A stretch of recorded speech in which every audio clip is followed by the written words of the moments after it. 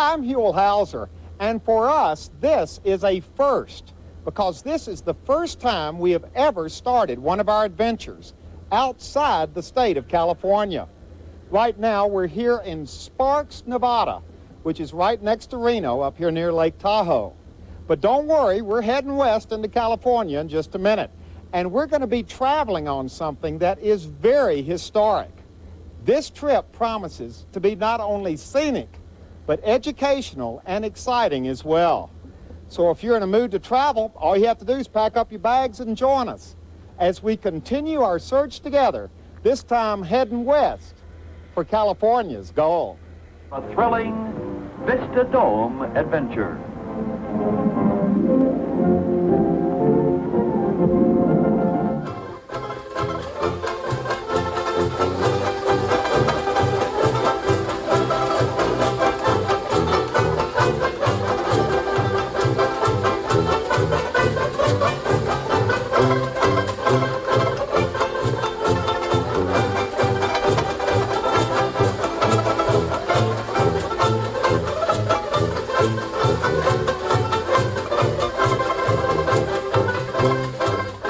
Quite a sight. This beautiful big silver train, which traveled from Oakland to Chicago and back, slicing right through the heartland of America and passing through some of the most spectacular scenery in Northern California, through the Feather River Canyon up in the High Sierra. Now, it was called the California Zephyr, and this train with its revolutionary, shiny, stainless steel Vistadome cars quickly became a big hit with the passengers. It operated from 1949 to 1970, just 21 years. But in those few years, this train, the California Zephyr, literally became a legend. But today, Amtrak runs its own modern version of the California Zephyr from Oakland to Chicago. The California route these days is a little different from the original Zephyr route, but it still passes through some beautiful California scenery, going over Donner Summit, the route of the nation's first transcontinental railroad. And guess what? There's still one of the original California Zephyr stainless steel Vistadome cars in existence. And we were invited to go for a ride on it, go back in time, and reminisce about the good old days. What is it about the Zephyr, the old California Zephyr, that made this train so special?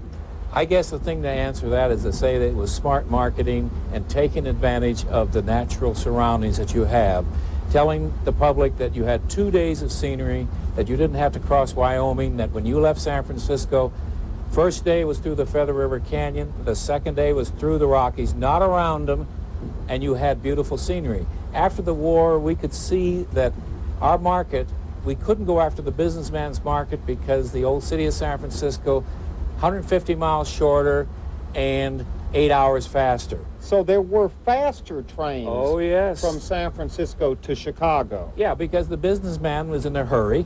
We knew that the airlines would take those away from us eventually, so we concentrated on what we could do best, and that is a leisurely yet comfortable trip across the United States. We banked on what old Kennard used to say, half the fun is getting there, and that's what we played on. The scenery. The scenery, and that's what sells long-distance train travel today. And that's our cue to go up to what it was that made the Zephyr so absolutely special and wonderful and unique. We are now in... This is the answer. The Vistadome. Uh-huh. And when we planned this train, we put 5 of them on. We had an 11-car, what we call in the railroad business, consist. And it was a fixed consist. We didn't switch cars in or out of the train at any time between San Francisco and Chicago. We stayed with it, and we put 5 of these cars on, each seating 24, all in forward seating, so the people could look up and look down and look all around and savor the scenery. So the idea was that when you were going cross-country in one of these Vistadomes, and how did they come up with the name Vistadome? There were various things. General Motors coined Astrodome, had pleasure domes over on the Santa Fe, but we and the two partner railroads, the Rio Grande and the Burlington, picked Vista because that's what you're doing. You're looking at the vistas. And we could seat half of the people of the train up here, 120 seats, 5 domes, and your train normally carried about 250. But it was tough getting them out. We didn't reserve the seats up here, and if you had to go to the bathroom, boy, somebody locked your seat right now. So once you got on the Vista Dome, you stayed up here or had somebody save your seat for you. That's right, you lost your seat. That's right. And we wouldn't sell the seats. They were for the pleasure of the people. You had assigned seats on the lower level, or if you're in the sleeping cars, you had your roomette or bedroom. Was this a totally new concept at the time? Yes, yes. Although Switzerland had done a scenic car on the Alpine Express, and there were other similar cars elsewhere in the world, but this was the first time this concept, you could still seat 46 people, and from an economic standpoint, most of your passenger cars say 44 or 48 at the time, so we weren't sacrificing anything. By lowering it, we had the lavatories are beneath the dome, so the whole thing was set up for people to see the scenery. Well, you can really get a wonderful view out these things. You've got this one. Why was this window put here? Looking up. Look up, because you're going through the 5 canyons of the Colorado. When you're going through those 5 canyons, they are spectacular, and they go higher than what we're doing now. So Feather you River would Canyon, literally be looking up. Look up, look down, and that's how we sold it. Our ad said, look up, look down, and look all around. Are you looking up? I'm looking up. Are you looking down? I'm looking down. Are you looking all around? I'm looking all around. See, your marketing strategy is still It did. working today. It paid off because by 1954, we had captured 60% of the transcontinental business out of the San Francisco Bay Area. When we started the train in 1949, we had 10% of the business. So it caught on. Was there ever any doubt that this would work? Lots of doubt. Lots of what head was the shaking. doubt? What was the doubt? Railroaders believe in the status quo. Railroaders don't want to rock the boat. If you go to an operating vice president's office today and you have a question, the first answer you get is no. So you had to overcome a lot of anti-sentiment. We didn't do this in the 1920s. We didn't have domes, so why do it now? But the marketing and the public relations people proved them wrong. And it got to the point where we didn't advertise at all in the summer times. We didn't dare because we didn't have the space to sell. Yeah. Yeah, it was a concept that had to arrive. Well, it arrived in a big way. Extremely popular. It became, we touted it as the most talked about train in the country. Now, what do you mean the most talked about train? The best mode of advertising is word of mouth. And one person would ride and tell his friends, her friends, whatever. And that's most of our business. Could be in a smaller railroad like the Western Pacific, we didn't have a big advertising budget. And this was our only train. And so we kept our advertising to the holiday magazines of the day, the market that we knew we could attract. Oh, boy, look at this. We're going right through That's forced. Oh, this is beautiful. And there's so many places where you curve so that you can see the front and the back of the train from That's sitting part up of the here. fun. And at nighttime, you sat up here in the dome and you watched the signal lights change. Look, you can see the front of the train. And we're right by the river. Look at this. Oh, boy, this is... Well, the dome was the answer of the time. Now, one of the most interesting parts of the whole California Zephyr legacy is the Zephyrette. And we are standing here with an ex-Zephyrette right now. Hi, how are you? Welcome aboard the Zephyr. Now, is that the way you would have said it? Most likely, yes. What were your responsibilities? Well, we were public relations. Make sure that all our passengers were happy, comfortable. We did first aid. We did dinner reservations. We did PA announcements. We would be talking about the Feather River Canyon right now.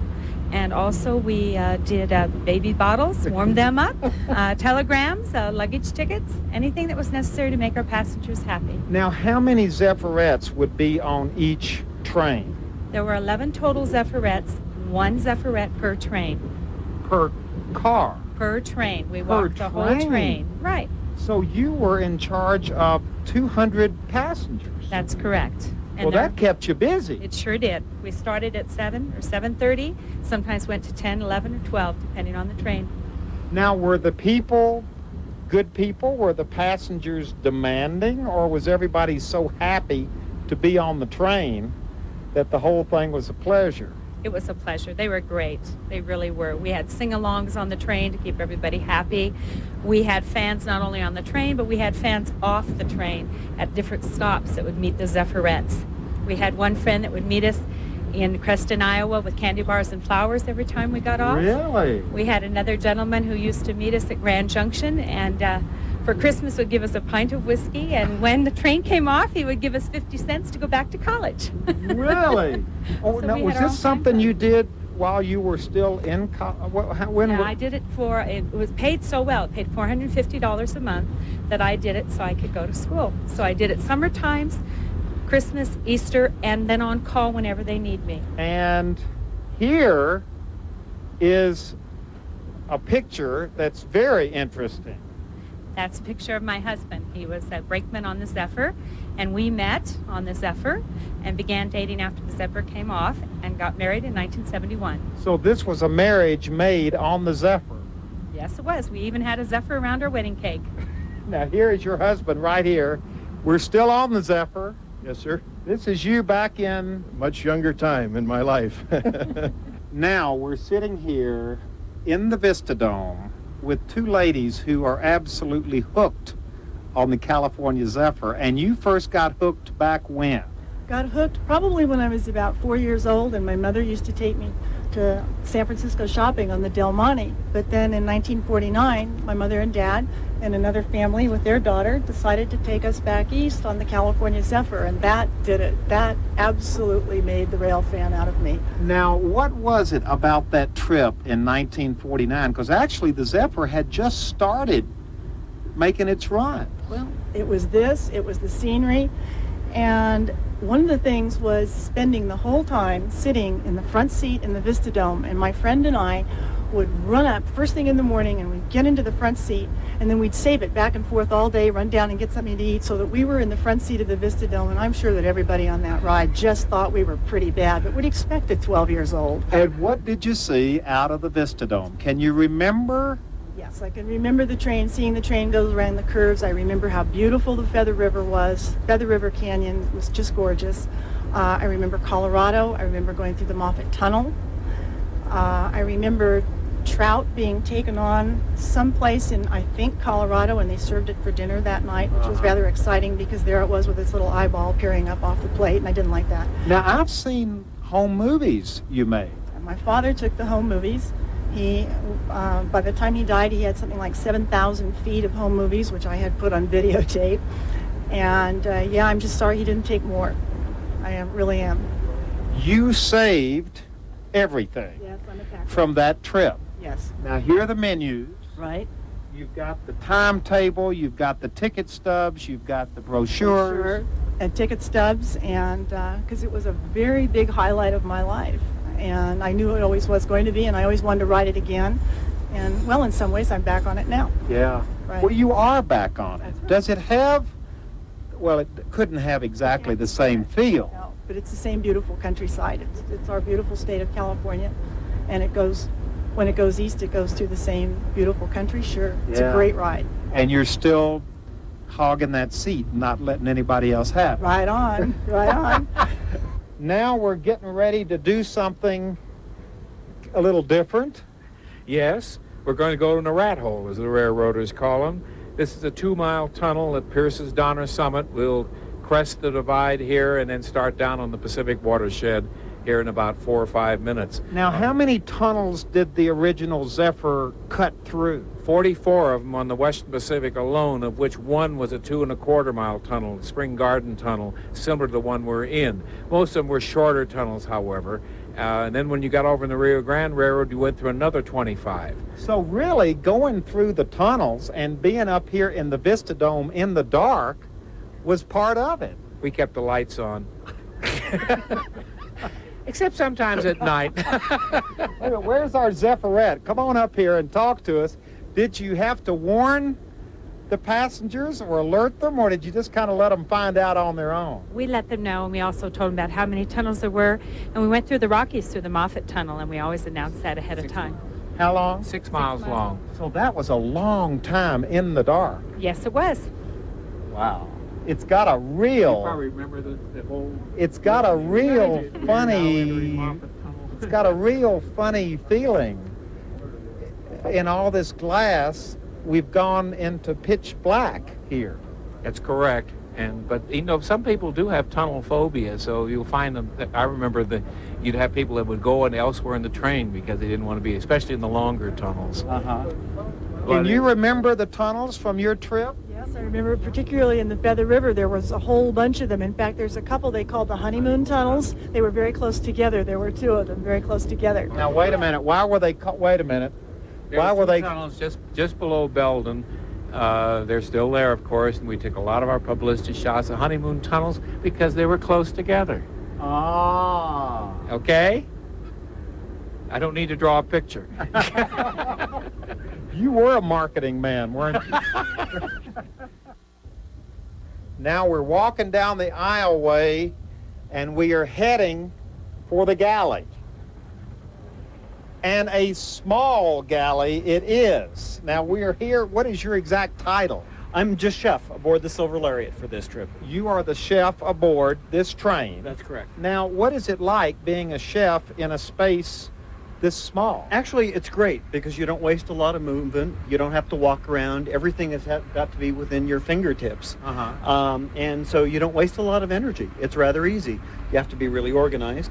And you have to know how to shuffle things around so that you can work with small or large quantities of food. And from the looks of things, if this is any indication of the kind of food that the passengers of the original California Zephyr ate, they ate very well. It's very similar. Yeah, they had wonderful meals out there. I believe the California Zephyr even had an Italian night on board. They had specialties throughout the train that certain chefs and certain crews would put on the menu for that night. And so you not only had the regular menus that you would expect on the Zephyr, but also specialties that would surprise you from day to day. Gourmet?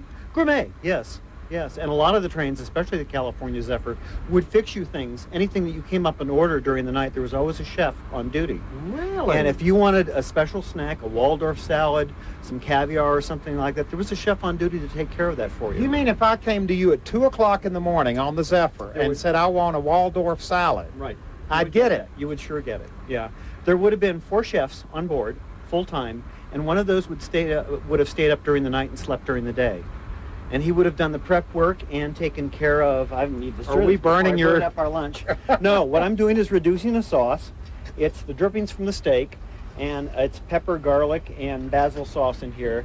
And then I deglaze the pan with bourbon, Jack Daniels, and put cream in it, and that's going to be the steak on the sauce on our steak. Wow.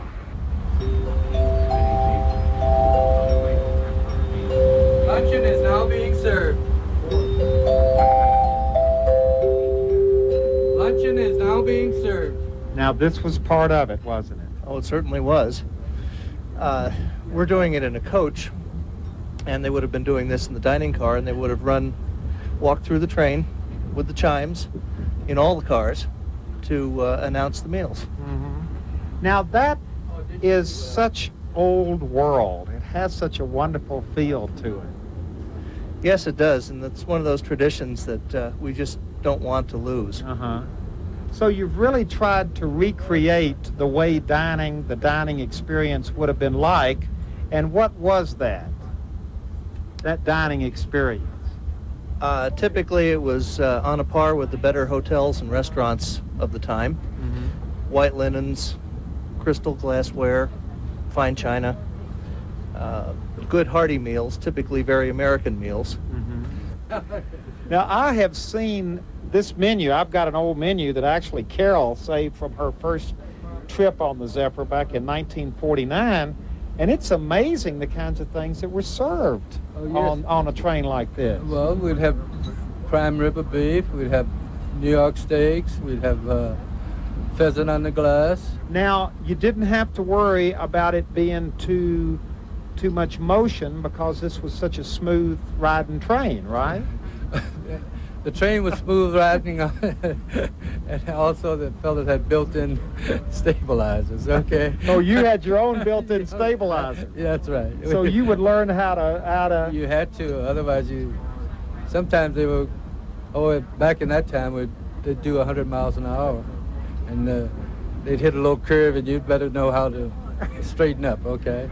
Nobody ever spilled any food, did they? Of course not. Of course not. We didn't spill anything, because if we did, then we wouldn't be working. Yeah. So. Well, that was part of the professionalism, and this really was thought of as a profession. Yes, it was. It was a profession, and also, if had some people in the Pullman cars back there that wanted to eat in their rooms, we had a waiter that we call a train waiter. He'd put a little donut on his head, and he'd sit the tray up there, and he'd go through, and he'd open the door. I've never heard of that before. Oh, yes. He would put the tray on his head? He'd make a little donut out of a napkin, and he'd set it up there, like you see the natives do with the baskets, and he'd carry it right on through the train. I've never heard of that And before. there were some waiters that would take two orders. He'd have one in his hand and one on his head, and the doors were automatic. He'd take his foot and open the door. We had to have tall waiters for that. Wow. Yeah, and open the door and go right on through. So there were a lot of tricks of the trade. Very many tricks of the trade. Well, I'm sitting here with Ted Benson, who, along with Bruce McGregor, wrote this book, Portrait of a Silver Lady. The train they call the California Zephyr. You have photographed this train back when it was still running in the 60s. Yeah, 66, 67. Was it a photographer's train? Oh, it was gorgeous. The stainless steel would pick up any kind of light. It didn't matter what kind of lighting situation you had, whether it was overcast or bright sunny days. Just this train just kind of provided its own illumination wherever it went. So all you had to do is kind of, get the right exposure and be there. Now, the idea was it was stainless steel. Right. There was, very little exterior. The only color was silver, with the exception of the black lettering on it. And the lines were sleek. How would you describe the way it was designed? Oh, it's so aerodynamic. Just the way the fluting would go, and then the lines on the domes. Basically, this thing just became a mirror. I mean, the easiest way to describe the train is it just became a mirror and would reflect, any kind of lighting situation you happen to be in. Oh, look at this. Yeah, out in the middle of the desert. Yeah, I mean, you'd be out there, just this one little tiny sliver of light, and that was the Zephyr. Look at that. Yeah. It Right. photographed well at night, didn't it? Very well. Any kind of light source that you had to work with, the thing just picked it up and would magnify it. You got a lot of people pictures in here, too. Well, that was the one thing about the California Zephyr. It was a people train. It was, the thing about passenger trains in general, and especially the Zephyrs, is it was just so personal. You got to know the crew members over the period of years, and you all had a history. There was a real kind of a family feel to go out and photograph the CZ. Now, when you rode the Zephyr that first day, what were your expectations? What did you heard about it? What did you think it was going to be like? Well, I had gone down to the yard and seen the equipment, so I had an idea what it looked like. But to ride high up on a train, no, that was new, and I could taste it. I was so interested. Yeah. And not disappointed. Yeah. So whenever I had a chance, I did it. And now your newest equipment, the cars up front, you don't have the view from those high-level cars that you have from a Vista Dome. Yeah. So the Vista Dome really was all that it was cracked up to be. I think very special equipment, and it was a shame when it had to bite the dust. A couple times since I've ridden in this kind of a car up in Canada, but that's it. Well, what is it like for you to come back, and does it feel the same? Does it look the same? Does it have the same? Brings back a lot of wonderful memories, and I still say it's too bad that we don't have them in service. Yeah. Particularly in the western mountains. They're so great. Yeah. Well, there'll never be another Zephyr, will there? Nope. There will not. Sure, I like Amtrak trains. They're fine, and They do a good job, but this is in a class all its own. Well, the word was class, wasn't it? Yes, indeed it was. And you hate to use a trite expression, but now enough time has passed that we're talking about the good old days. On any trip across this exciting land of ours, there is much to see. And the California Zephyr offers the best way ever devised to see it all on the Vista Dome. Many passengers waste no time in finding a seat in one of the 5 spacious domes. This was the first transcontinental Vista Dome train.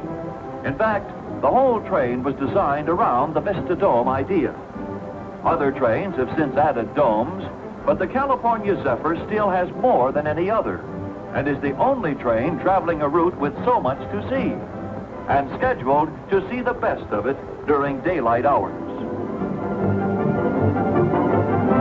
During a brief stop at Mile High, Denver, the train gets a complete shower bath to ensure that the train is sparkling clean.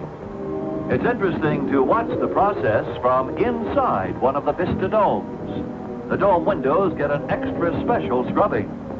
For the passengers, there's carefree luxury and relaxation. The spacious rooms of the California Zephyr provide full-size beds for 2 people. Invite restful slumber at the end of an adventurous day.